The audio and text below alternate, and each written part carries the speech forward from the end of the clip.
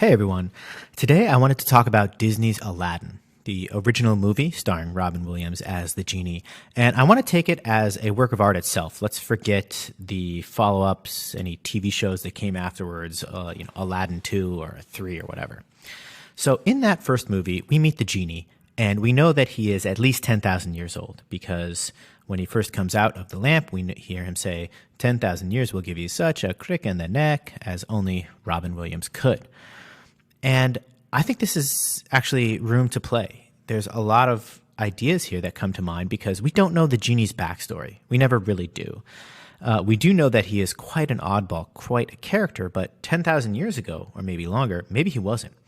In fact, you can almost imagine that 10,000 years ago, he was actually malevolent or nefarious, and that much like Jafar at the end of this movie, he himself got tricked into the lamp. In fact, the English word genie comes from the Islamic word jinn, which essentially means kind of spirit. And there are good spirits and evil spirits. And often the evil ones would get trapped into objects, like a lamp.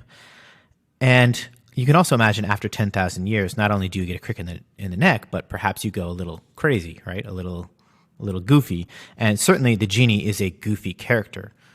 It almost makes you want to see Jafar after 10,000 years of being in the lamp. Perhaps he would come out and be just as off the wall, right? I mean, it's hard to take things seriously after 10,000 years of being trapped in an object, essentially.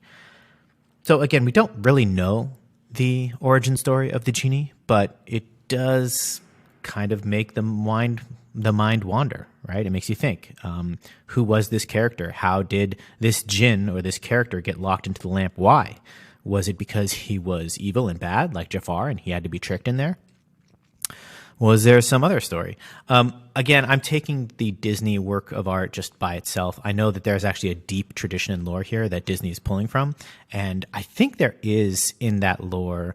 There are probably several origin stories, but I did see one that looks like he was enslaved. There was somebody who wanted to kind of conquer the world, and he was that person's servant, but he didn't want to serve that person anymore, and that's what trapped him in it. So it's almost like he was rebellious against an evil tyrant.